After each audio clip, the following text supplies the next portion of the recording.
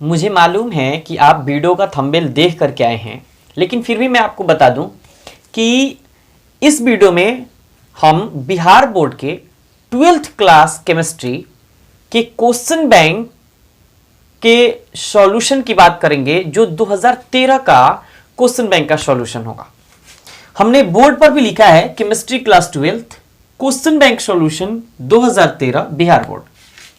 इससे पहले हमने क्वेश्चन बैंक सॉल्यूशन सीरीज में 2009, 10, 11, 12 और 11 और 12 तक के जितने क्वेश्चंस ऑब्जेक्टिव के तौर पर मौजूद हैं क्वेश्चन बैंक में, उन सबको काफी अच्छे तरीके से एक एक करके उसका सॉल्यूशन के साथ हमने वीडियो बना रखा है। डिस्क्रिप्शन बॉक्स में आपको उसका लिंक मिल जाएगा, वहां से आप देख लें, क्योंकि बोर्ड एग्जाम के लिए क्वेश्चन बैंक काफी ज्यादा इंपॉर्टेंट होता है और काफी बारीकी से समझाया गया है, इसलिए काफी अच्छे से आपको समझ में आएगा, ये मेरा गारंटी है।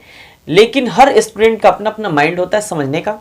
फिर भी मैं पूरी तरीके से अपनी तरफ से कोशिश हमने किया है कि बच्चों को या जो मेरे छोटे भाई हैं उन सबको काफी अच्छे से समझ आए। चलिए इस वीडियो में हम लोग बात करते हैं 2013 के क्वेश्चन बैंक केमिस्ट्री के क्वेश्चन बैंक के सॉल्यूशन के बारे में, और बहुत सारे इसमें सवाल हम देखेंगे।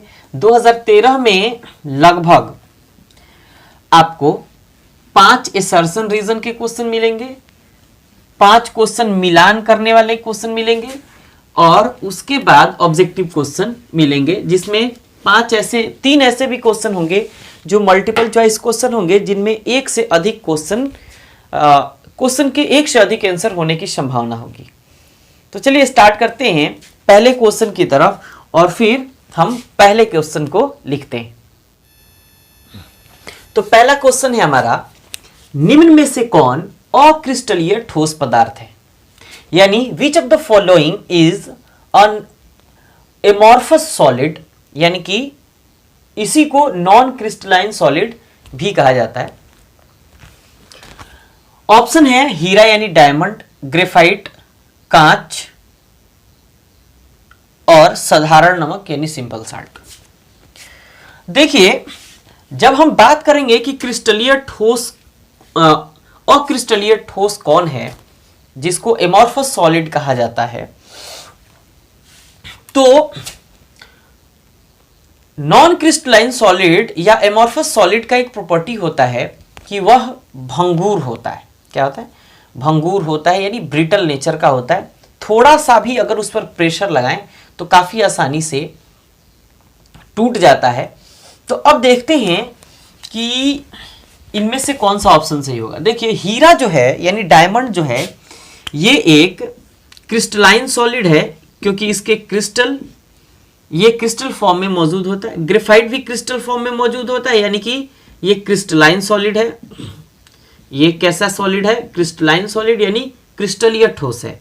ये भी क्रिस्टलाइन सॉलिड है और इसको हिंदी में क्रिस्टलीय ठोस कहेंगे। कांच जो है ये एमॉर्फस सॉलिड है। कैसा सॉलिड है? एमॉर्फस सॉलिड है। तो ये एमॉर्फस सॉलिड है, यानी कांच एमॉर्फस सॉलिड है। साधारण नमक, इसके छोटे छोटे पार्टिकल मौजूद होते हैं, तो इसका मतलब क्या है कि ये क्रिस्टलाइन सॉलिड है, क्योंकि क्रिस्टल के रूप में मौजूद होता है। तो ये एक क्रिस्टलाइन सॉलिड है, यानी कि हिंदी में क्या कहते हैं? क्रिस्टलीय ठोस। क्रिस्टलीय ठोस कहते हैं। तो जरा चेक करिए ऑप्शन के हिसाब से क्या कह रहा है? कह रहा है अक्रिस्टलीय ठोस। क्या कह रहा है? अक्रिस्टलीय। अक्रिस्टलीय यानी एमॉर्फस होता है, इसको क्या कहते हैं? अक्रिस्टलीय ठोस। तो जरा देखिए, सी ऑप्शन, इस ऑप्शन के हिसाब से सी ऑप्शन यानी कांच सही आंसर होगा। चलिए आगे बढ़ते हैं हम दूसरे क्वेश्चन की तरफ और फिर आपको बताते हैं कि दूसरे क्वेश्चन का जवाब क्या होगा।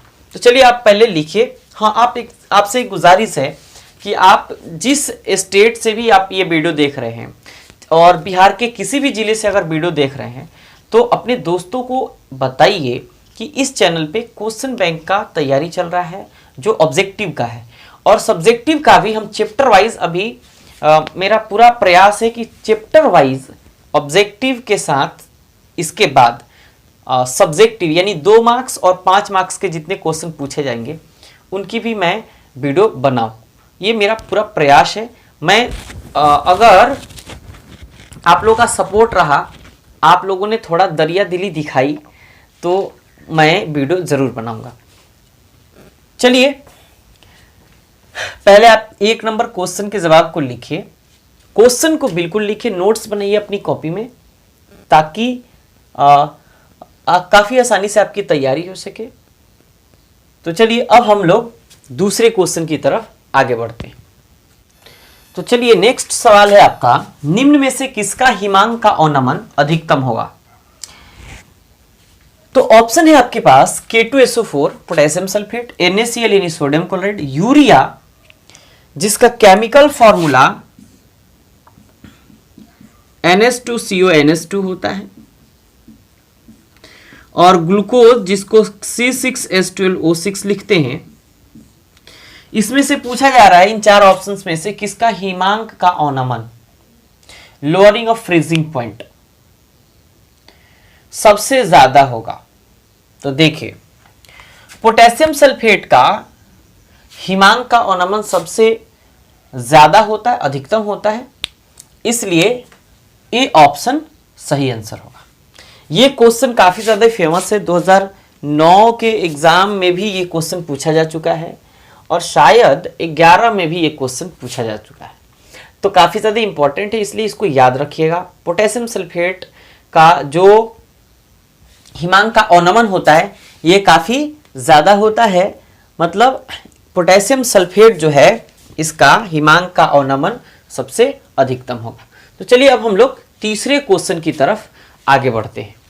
तो तीसरा सवाल है आपका, किसी विलियन के 200 ml में 2 ग्राम NaOH घुले हैं, विलियन की मोलरता क्या होगी?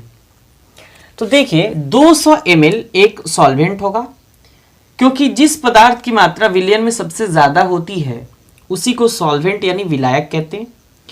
और कह रहा है 2 ग्राम NaOH है, इसका मतलब यह है कि 2 ग्राम NaOH एक सॉल्यूट है यानी विलेय है। आगे कह रहा है विलियन की मोलरता क्या होगी यानी मोलारिटी क्या होगी?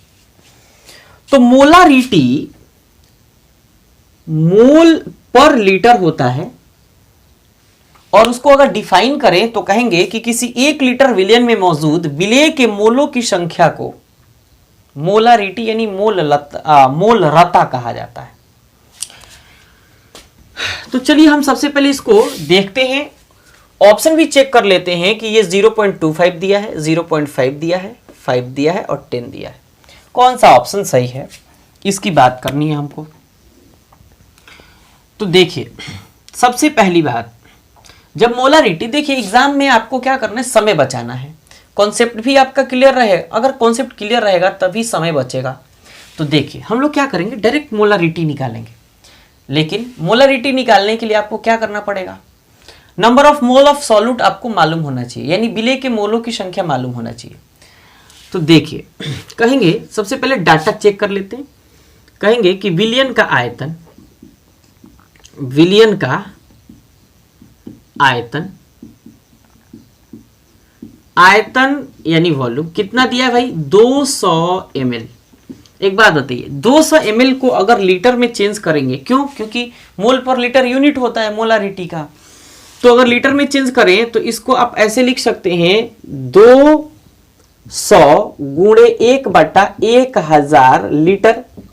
2 जीरो से 2 जीरो काट देंगे और 2 एकम 2 और 2 पाँचे 10, यानी कि कितना आ जाएगा, ये आ जाएगा 5 दूना 10, 0.2 लीटर आ गया।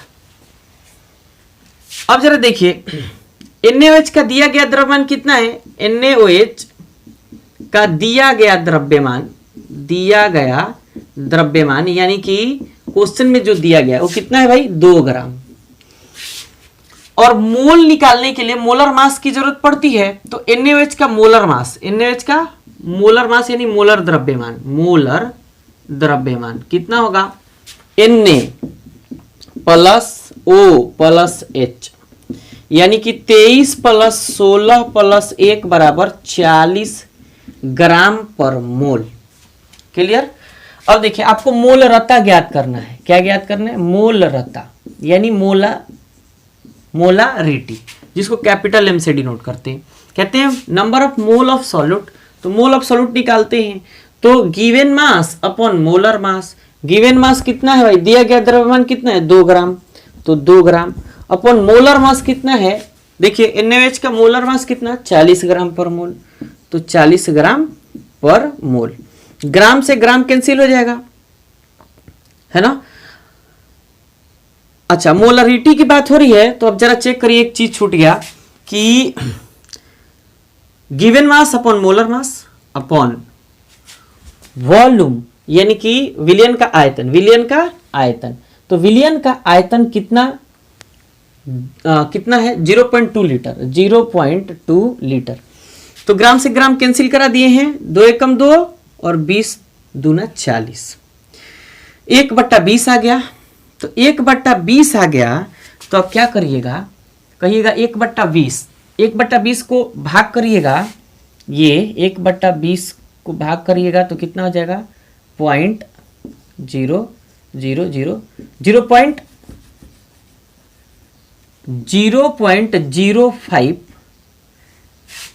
कितना हो जाएगा? मोल बटा 0.2 लीटर। जरा चेक करिए इधर 0.5 है तो इसको 5 × 10⁻² लिखा जा सकता है। 0.2 है, 0.2 है तो इसको हम लोग बटा में 2 गुणे 10⁻⁻1 लिख सकते हैं। क्लियर हो गया? -2 -1 इधर चेक कर लेते हैं। 5 और 2 में 5 से भाग करेगा, कितना बार में कटेगा? 2.5 बार में, 2.5। 10⁻² है, 10⁻1 को ऊपर भेजेगा तो 1 हो गया, तो 2.5 है इंटू 10⁻1 है। लिखिएगा पूरा वैल्यू 2. यहां लिखते हैं 2.5 इंटू 10⁻1 को अगर लिखते हैं आप तो है 2.5, अब बट्टा में कितना? 10। 1/10, 10⁻1 को 1/10 लिख सकते हैं। अब देखिए, एक तो पहले से 10 मोलो इधर है, अब एक नीचे 10 है, ठीक। तो 10 है तो इस 10 मोलो को उठा करके हम लोग कहाँ भेज देंगे? यहाँ भेज देंगे, तो हई हो जाएगा 0.25, 0.25। ये किसमें आएगा? 0.25 मोल पर लीटर, मोल पर लीटर। ये आपका वैल्यू आ गया, ये आ गया मोल पर लीटर, मोल पर लीटर में वैल्यू आ गया। तो ऑप्शन चेक करते हैं, पहला ही ऑप्शन सही है, पहला ही ऑप्शन सही है। कैलकुलेशन काफी आसान है, अगर आप बनाएंगे तो बहुत आसानी से बनेगा। मोलरिटी आप डायरेक्ट भी निकाल सकते हो।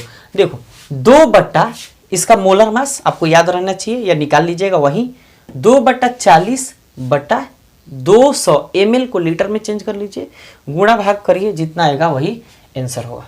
तो ये पहला ऑप्शन आपका सही है क्वेश्चन के हिसाब से।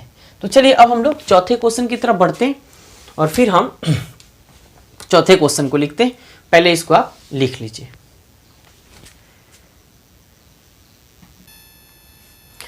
तो 4 नंबर क्वेश्चन है आपका, द्रवित सोडियम क्लोराइड के वैद्युत अपघटन यानी इलेक्ट्रोलाइसिस से कैथोड पर मुक्त होता है।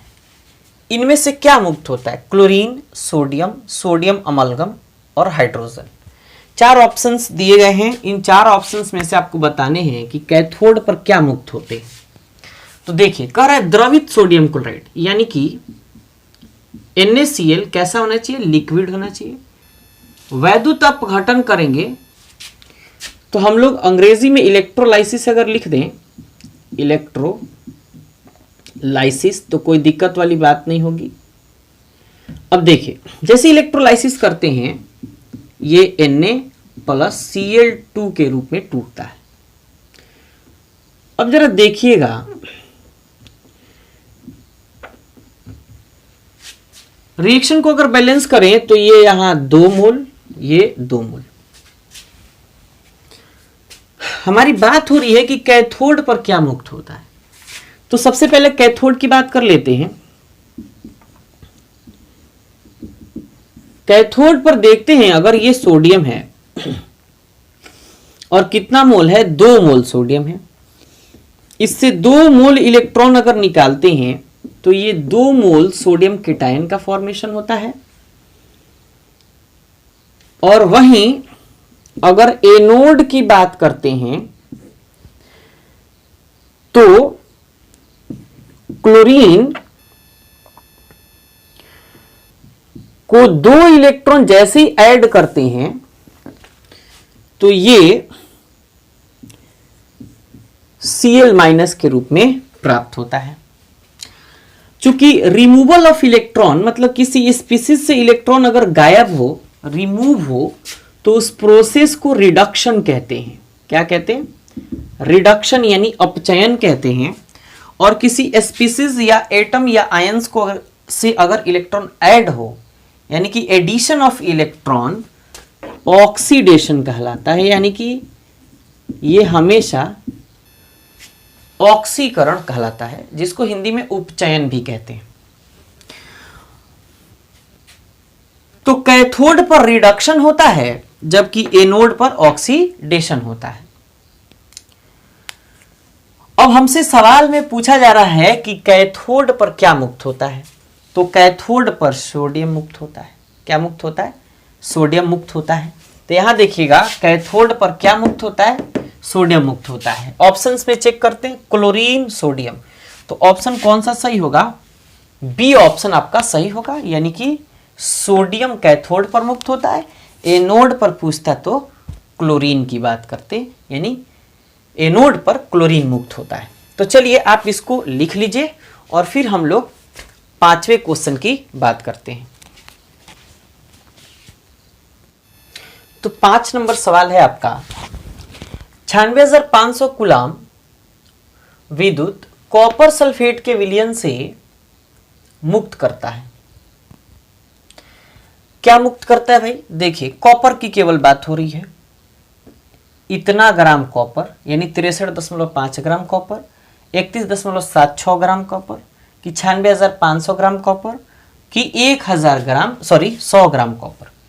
इसमें से कौन सा आंसर सही होगा अगर कॉपर सल्फेट के विलयन से इलेक्ट्रोलाइसिस कराते हैं तो? और ध्यान देना है कि केवल कॉपर की बात हो रही है। तो देखिए, जैसे ही कॉपर सल्फेट के विलयन का इलेक्ट्रोलाइसिस कराते हैं, क्या कराते हैं?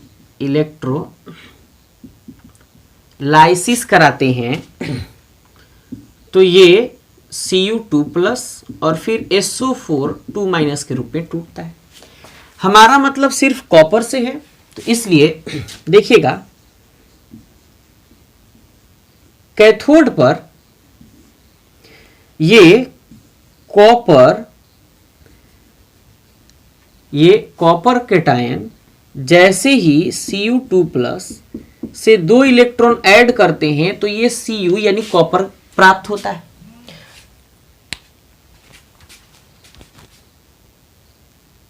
अब एक बात बताइए, कॉपर का इक्विवेलेंट वेट कितना होता है? ये कॉपर का इक्विवेलेंट वेट होता है 63.5 ग्राम, या कभी कभी 5-2 ग्राम भी लिख देता है। क्लियर हो गई बात? अब देखिए, एक बात बताइए, ये 1 मोल कॉपर है। कितना मोल कॉपर है? 1 मोल। और ये 2 मोल इलेक्ट्रॉन्स हैं। तो 2 मोल इलेक्ट्रॉन्स की बात हो रही है और उसके बाद क्वेश्चन में कर रहा है 96,500 कूलाम। तो 2 मोल इलेक्ट्रॉन का कूलाम्बिक चार्ज जो होता है, ये कितना होता है? 2 फैराडे के बराबर होता है, क्योंकि 1 मोल इलेक्ट्रॉन 1 फैराडे के बराबर होता है। तो 2 मोल इलेक्ट्रॉन 2 फैराडे के बराबर, तो 2 फैराडे कूलाम्बिक चार्ज अगर हम इसको दे रहे हैं तो हमको 63.52 ग्राम कॉपर प्राप्त हो रहा है। तो एक बात बताइए, सिंस 1 फैराडे अगर देंगे, 1 फैराडे अगर चार्ज देंगे तो कितना होगा? 63.52 बटा कितना? 2 ग्राम क्या? कॉपर। बात क्लियर हो रही है? अब सुनिए, अब कह रहा है आपसे कि 96,500 कूलाम विद्युत आवेश विद्युत कॉपर सल्फेट के विलयन से मुक्त करते हैं। तो एक बात बताइए, 1 फैराडे में कितने फैराडे में?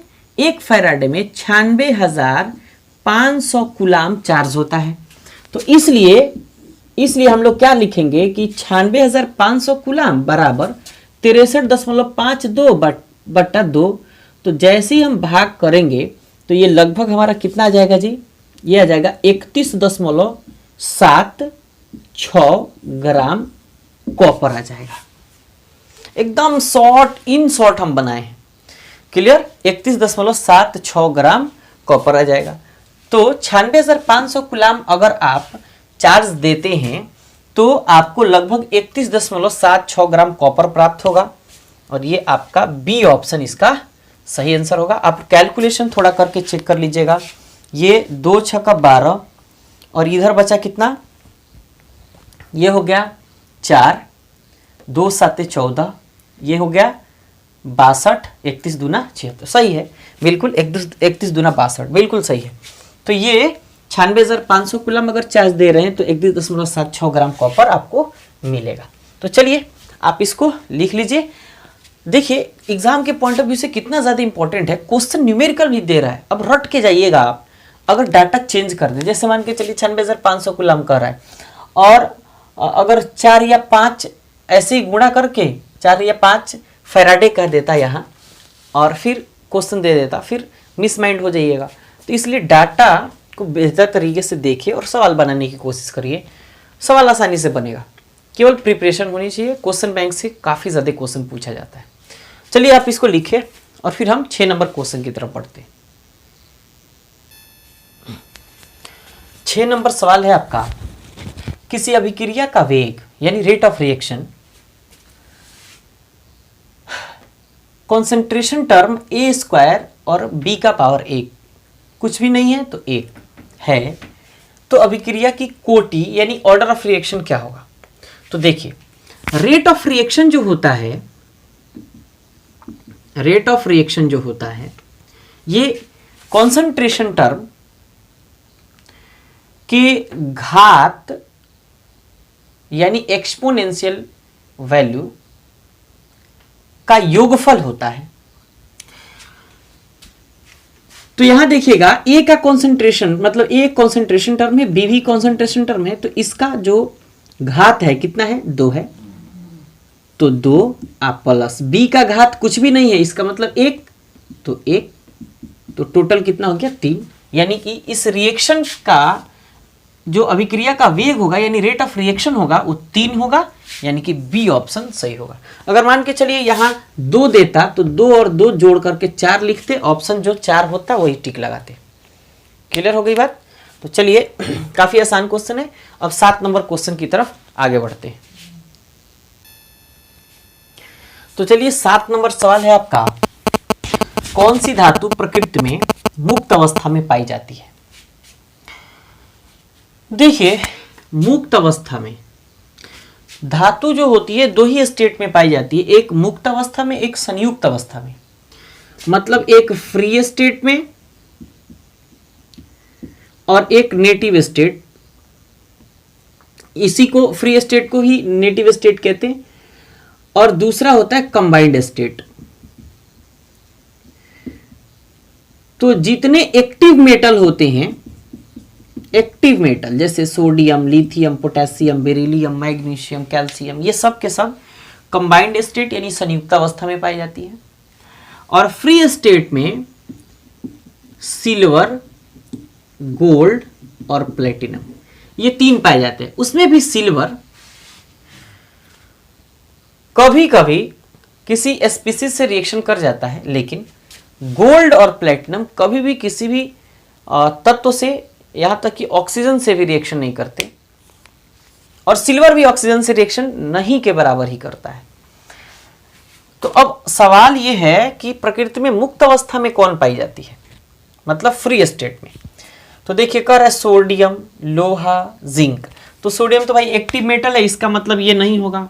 लोहा भी नहीं होगा, एक्टिव मेटल है। जिंक भी नहीं होगा, इसका मतलब सोना होगा, क्योंकि फ्री स्टेट में कौन पाया जाता है, सोना पाया जाता है। चलिए 8 नंबर क्वेश्चन की तरफ आगे बढ़ते हैं। 8 नंबर सवाल है आपका, निम्न में कौन हाइड्रोजन बॉन्ड नहीं बनाता है, हाइड्रोजन आबंध नहीं बनाता है। तो देखिए कर NH3, H2O, HCl और HF। एक बात दिमाग में रखिएगा, जो स्पीसीज या जो मॉलिक्यूल गैसियस स्टेट में पाया जाता है लेकिन उसका साइज छोटा होगा, अगर गैसियस स्टेट में भी पाया जाएगा लेकिन साइज छोटा होगा तो उसके पास हाइड्रोजन बॉन्ड होते हैं। हाइड्रोजन ऑक्सीजन के साथ हमेशा हाइड्रोजन बॉन्ड का निर्माण करता है, जिसको इंटरमॉलिक्यूलर या इंट्रामॉलिक्यूलर हाइड्रोजन बॉन्ड कहते हैं। तो जरा देखिए NH3 में नाइट्रोजन और हाइड्रोजन के बीच एक हाइड्रोजन बॉन्ड होता है, ऐसे 3 हाइड्रोजन बॉन्ड होते हैं, क्योंकि ये जब अमोनिया का फॉर्मेशन करता है तो ये सब के सब हाइड्रोजन बॉन्ड का निर्माण करते हैं। H2O भी हाइड्रोजन बॉन्ड का निर्माण करता है, इसलिए लिक्विड स्टेट में पाया जाता है। क्वेश्चन भी यहां पूछा जाता है कि pH3 का बॉइलिंग पॉइंट, pH3 का बॉइलिंग पॉइंट NH3 से कम होता है क्यों। तो देखिए pH3 में हाइड्रोजन कभी भी हाइड्रोजन बॉन्ड का निर्माण नहीं करते। जब हाइड्रोजन बॉन्ड का निर्माण नहीं करते और जबकि NH3 में हाइड्रोजन बॉन्ड का निर्माण करते हैं तो हाइड्रोजन बॉन्ड को तोड़ने में अधिक ऊर्जा देनी पड़ेगी, इसलिए NH3 का बॉइलिंग पॉइंट थोड़ा ज़्यादा होता है, इसका कम होता है। एक सवाल और भी आपका हो गया फ्री में ही। ऐसे ही H2O का बॉइलिंग पॉइंट लिक्विड स्टेट में पाया जाता है तो हाइड्रोजन बॉन्ड तो पाया ही जाएगा। अच्छा HCl गैसियस स्टेट में होता है। जब गैसियस स्टेट में होता है तो इसके पास हाइड्रोजन बॉन्ड पाए ही नहीं जाते, और हाइड्रोजन फ्लोराइड में हाइड्रोजन बॉन्ड पाए जाते हैं, तो इसलिए ये ऑप्शन नहीं होगा, ये ऑप्शन नहीं होगा, ये भी ऑप्शन नहीं होगा, तो ये ऑप्शन सही होगा। मतलब HCl हाइड्रोजन क्लोराइड गैस कभी भी अपने साथ हाइड्रोजन बॉन्ड का निर्माण नहीं करता है, तो ये सी ऑप्शन सही होगा। अब 9 नंबर क्वेश्चन की तरफ बढ़ते हैं। देखिए 9 नंबर सवाल है, हम लिख नहीं रहे हैं, और 9 नंबर सवाल है आपका, हीलियम का मुख्य स्रोत कौन है। तो इसका सही जवाब होगा मोनाजाइट, आप उसको लिख लीजिएगा। क्वेश्चन क्या था, हीलियम का मुख्य स्रोत क्या है, सही जवाब होगा उसका मोनाजाइट, आप उसको लिख लीजिएगा। चलिए अब 10 नंबर क्वेश्चन की तरफ बढ़ते हैं। 10 नंबर सवाल है आपका, निम्न में से कौन सा आयन प्रतिचुंबकीय है। चुंबकीय को अंग्रेजी में डायामैग्नेटिक कहते हैं, तो आप डायामैग्नेटिक ऐसे लिख लीजिए। देखिए इस सवाल को कई बार पूछा जा चुका है, हमने पिछली वीडियो में भी बताया था, फिर भी यहाँ चर्चा करेंगे क्योंकि ये 2013 का क्वेश्चन पेपर है। डायामैग्नेटिक यानी प्रतिचुंबकीय कोई भी पदार्थ या आयन तभी होता है जब उसके डी ऑर्बिटल कंप्लीटली यानी पूरी तरीके से भरा हुआ हो। तो चेक करना पड़ेगा हम लोगों को कि इस 4 ऑप्शंस में से किसका डी ऑर्बिटल अच्छे तरीके से कंप्लीटली पूरा का पूरा भरा हुआ है। हमने एक ट्रिक भी बताया था, यूपी में डीपी लगाओ, मतलब अनपेयर्ड इलेक्ट्रॉन हो तो पैरामैग्नेटिक और पेयर्ड इलेक्ट्रॉन हो तो डायामैग्नेटिक। डी ऑर्बिटल के या कोई भी ऑर्बिटल हो उसको भरने से मतलब है कि पेयर में होना चाहिए। अगर एक भी अनपेयर्ड हुआ तो फिर भाई वो पैरामैग्नेटिक नेचर का हो जाता है। देखते हैं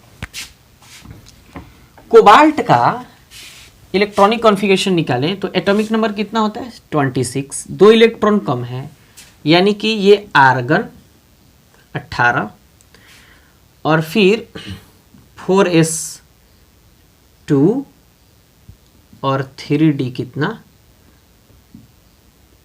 4, 3d4। जरा चेक करिए d4 मतलब अगर इसका इलेक्ट्रॉनिक कॉन्फ़िगरेशन भी करें तो 1 2 3 4 और ये एक 5। अगर एस ऑर्बिटल का 2 इलेक्ट्रॉन इधर भी भेजते हैं, एस को 0 बना देते हैं, इधर 6 बना देते हैं, तो भी देखिए ये 5 और ये 6, अनपेयर्ड इलेक्ट्रॉन की संख्या 4 है। मतलब कि ये पैरामैग्नेटिक नेचर का है, पैरामैग्नेटिक नेचर का है। बात क्लियर? एक भी अनपेयर्ड हुआ तो पैरामैग्नेटिक। अब देखिए इसकी बात करते हैं तो ये भी आर्गन 18 और इसका परमाणु संख्या कितना होता है 27। 2 इलेक्ट्रॉन कम है, 25 का लिखना है हम लोगों को, तो 3d7 लिख लेंगे। अब 4s0 यही ना। डी ऑर्बिटल 1 2 3 4 5, 7 इलेक्ट्रॉन है, हुन रूल के अकॉर्डिंग भर लो पहले 5, 2 फिर भर लो 7, 3 अनपेयर्ड मतलब पैरामैग्नेटिक। पैरामैग्नेटिक यानी हिंदी में क्या कहते हैं अनुचुंबकीय। Cu2 प्लस परमाणु संख्या होता है 29, 2 इलेक्ट्रॉन कम है, आर्गन 18 और उसके बाद 3d।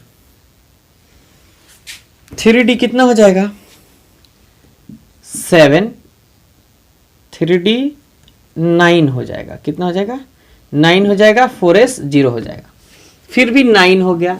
डी ऑर्बिटल फिर भी वैकेंट रहेगा, चेक करो 1 2 3 4 5 6 7 8 9, एक अनपेयर्ड रह गया, एक अनपेयर्ड रह गया, इसका मतलब फिर पैरामैग्नेटिक। बचा कौन, यही बचेगा, तो यही आंसर होगा। लेकिन फिर भी निकाल लेते हैं।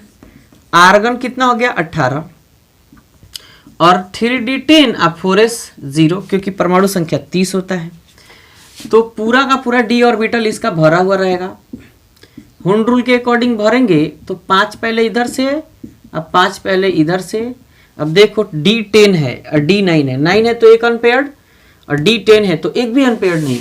इसका मतलब ये फुल्ली पेयर्ड है, तो ये डायामैग्नेटिक नेचर का होगा, डायामैग्नेटिक नेचर का होगा। कोई भी स्पीसीज हो जिसके पास डी ऑर्बिटल में इलेक्ट्रॉन की पेयरिंग नहीं होती है, मतलब अनपेयर्ड इलेक्ट्रॉन कम से कम एक भी हो गया, पैरामैग्नेटिक नेचर का होता है।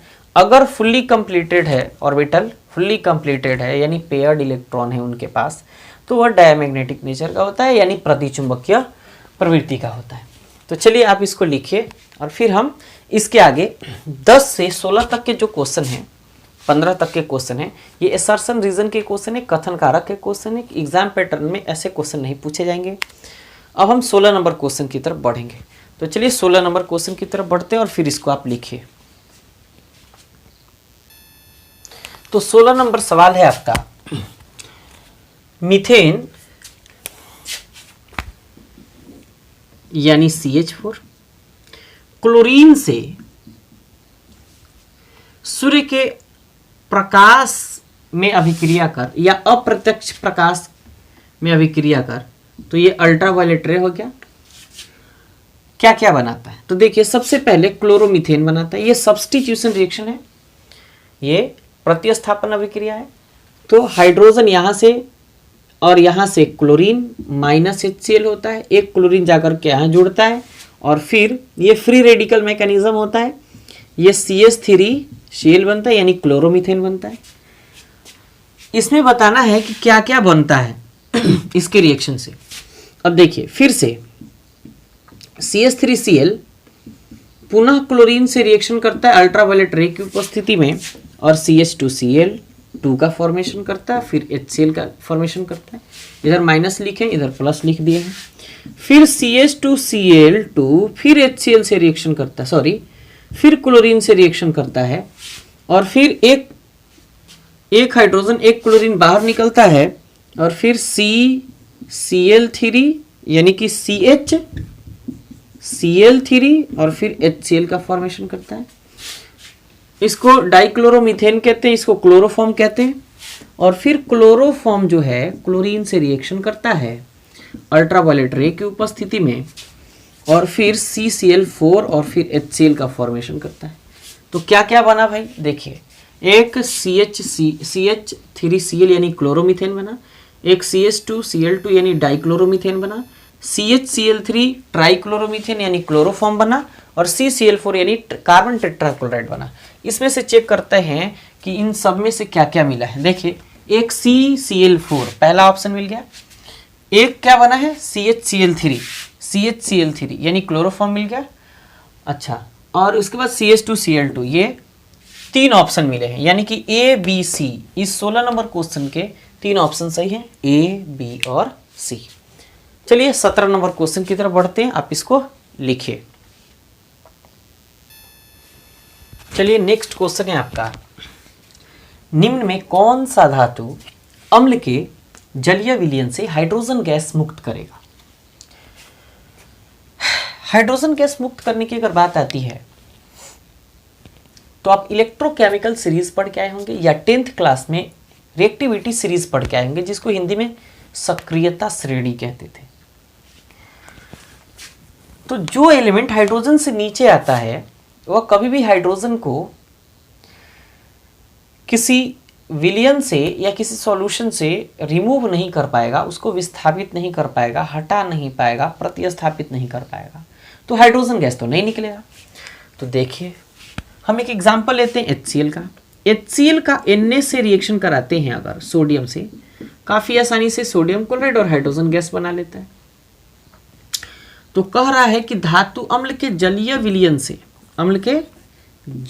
विलयन से जब रिएक्शन करेगा तो ही NaCl और फिर हाइड्रोजन गैस बनाएगा, मतलब ये हाइड्रोजन गैस बना रहा है।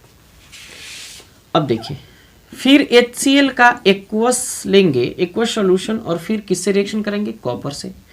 तो देखिए, हाइड्रोजन और कॉपर में, कॉपर हाइड्रोजन से भी रिएक्टिविटी सीरीज में नीचे आता है, तो यहां रिएक्शन ही नहीं होता है, तो इसको कह देंगे नो रिएक्शन। मतलब हाइड्रोजन को ये कॉपर विस्थापित नहीं कर पाता, सब्स्टिट्यूएट नहीं कर पाता, इसलिए कोई रिएक्शन नहीं होती।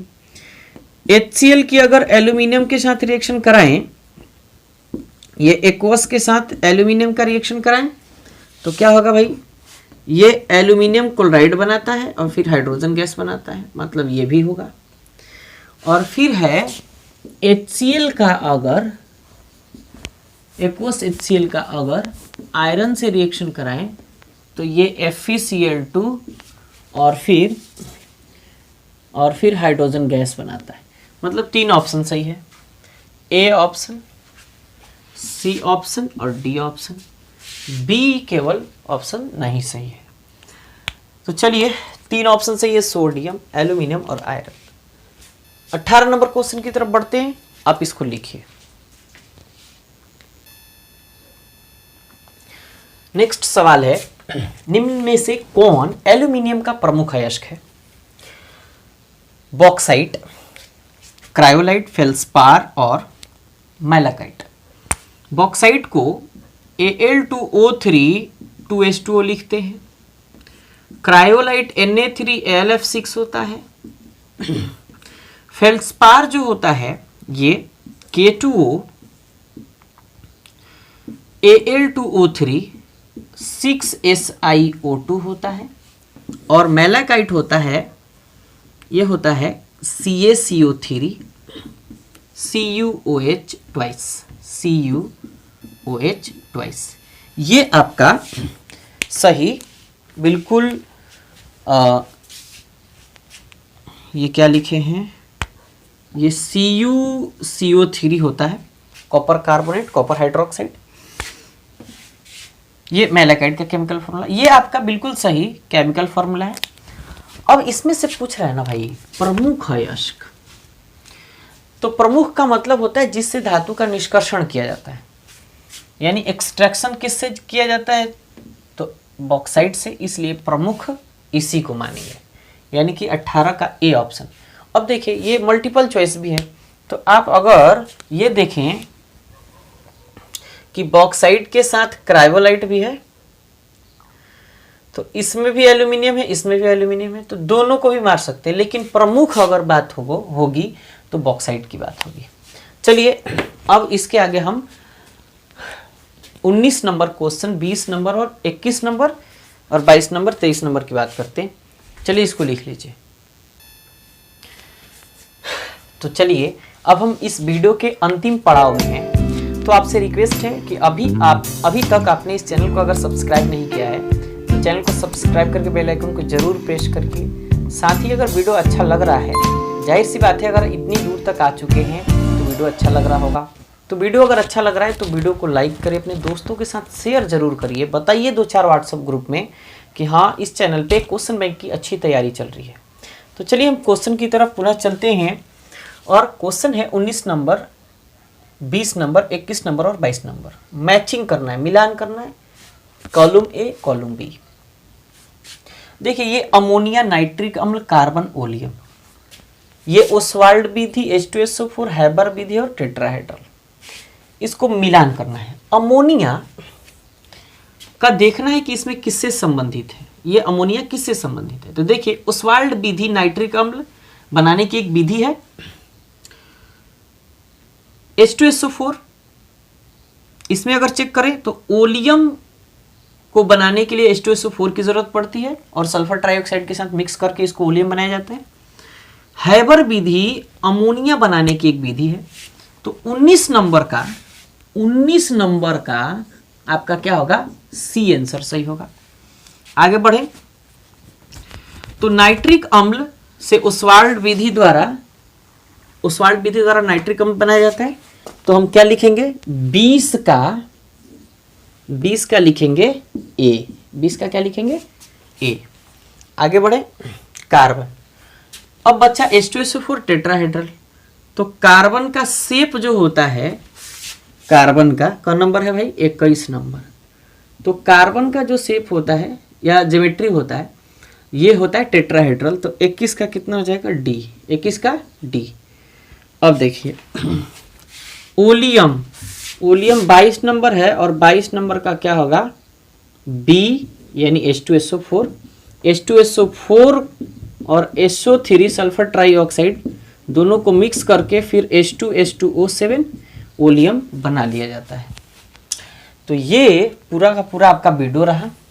कैसा लगा? तबीयत बिल्कुल थोड़ा सा ख़राब होने के टाइप लग रहा है, क्योंकि रात को लगभग 1 बजे तक ये वीडियो शूट हो रहा है। तो अब बताइए आपको ये वीडियो कैसा लगा। पहले आप इसको लिख लीजिए, मिलान करने वाला आप लिख लीजिए। 19 का सी होगा, 20 का ए होगा, 21 का डी और 22 का बी होगा। बताइए वीडियो कैसा लगा, कमेंट करके जरूर बताइए। आप लोग कमेंट नहीं करते, लेकिन कमेंट जरूर करिए। ये बताइए कि आपको किस क्वेश्चन का सॉल्यूशन काफ़ी अच्छा लगा, काफ़ी अच्छे से समझ में आया, और किस क्वेश्चन का सॉल्यूशन थोड़ा कम समझ में आया, ये आप ज़रूर कमेंट करिए। तो फिर से आपसे गुजारिश रहेगी कि चैनल को सब्सक्राइब करके बेल आइकन को जरूर प्रेस करिए अभी तक अगर सब्सक्राइब नहीं किए हैं तो, और फिर दोस्तों को शेयर करिए और बताइए कि इस चैनल पे इतनी अच्छी तरीके से ऑब्जेक्टिव की तैयारी चल रही है। सब्जेक्टिव भी आने वाले हैं कुछ ही दिनों में। तो चलिए मिलते हैं नेक्स्ट वीडियो में। और इससे एक और बात आपको बता देते हैं कि इसी चैनल पे नेम रिएक्शन सीरीज भी चल रहा है, क्वेश्चन बैंक सीरीज भी चल रहा है। सॉलिड स्टेट चैप्टर नंबर 1 पूरा का पूरा डिस्क्रिप्शन बॉक्स में मौजूद है, वहां से आप चेकआउट कर लीजिएगा। तो चलिए मिलते हैं नेक्स्ट वीडियो में। Thanks for watching.